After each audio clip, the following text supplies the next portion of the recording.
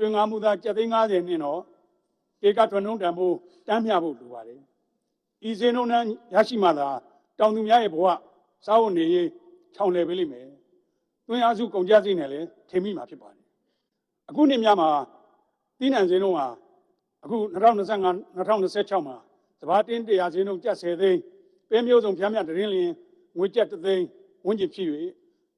တောင်သူများအနေနဲ့ယခု3နှစ်ကာလအတွင်းအရှုံးကြီးရှုံးနေရပါတယ်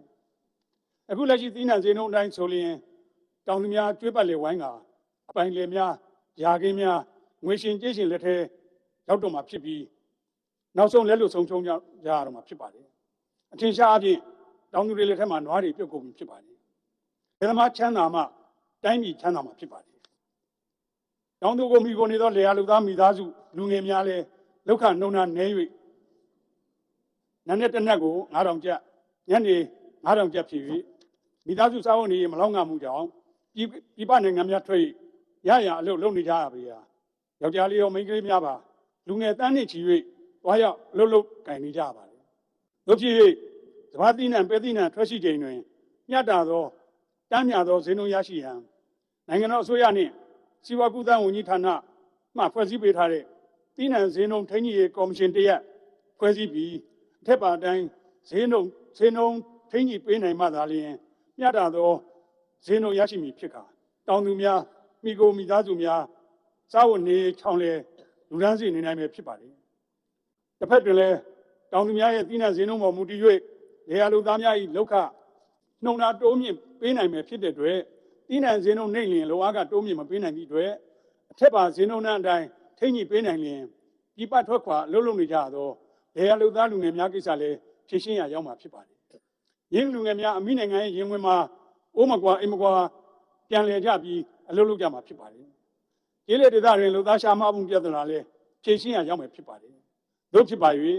တောင်သူများ၏ထွက်ကုန်သီးနှံဈေးနှုန်းထိန်းညှိရေးကော်မရှင်တရက်ဒီကော်မရှင်အနေနဲ့လည်းပဲကျွန်တော်အနေနဲ့တင်ပြလိုတာကတော့တိကျတောင်းပေးဖွဲ့စည်းထားတဲ့အဖွဲ့အစည်းဖြစ်နေနိုင်ငံတော်အစိုးရစီးပွားကူးသန်းဝန်ကြီးဌာနမှအမြန်ဆုံးဖွဲ့စည်းဆောင်ရွက်ပေးပါရန်ပြည်ထောင်စုအစိုးရအားတိုက်တွန်းကြောင်းအဆိုကိုလွှတ်တော်ဥက္ကဋ္ဌကြီးမှတစဉ်လေးစားစွာတင်ပြအပ်ပါတယ်ခင်ဗျာကျေးဇူးတင်ပါတယ်ခင်ဗျာ ဒေါက်တာထေးဝင်းတင်သွင်းသွားတဲ့အဆိုကိုထောက်ခံမဲ့လွှတ်တော်ကိုယ်စားလှယ်တူအားဖိတ်ခေါ်ပါတယ် ကျွန်တော်ကတော့ AR တိုင်းဒေသကြီးကျုံပျော်မြို့နယ်ပြည်သူ့လွှတ်တော်ကိုယ်စားလှယ်ဦးစောမြင့်ဖြစ်ပါတယ် AR တိုင်းဒေသကြီးအင်ကပူမြို့နယ်ဒေါက်တာထေးဝင်းတင်သွင်းတဲ့အဆိုဖြစ်တဲ့လေယာကိုင်းကျွန်းဥယျာဉ်ခြံမြေတို့မှ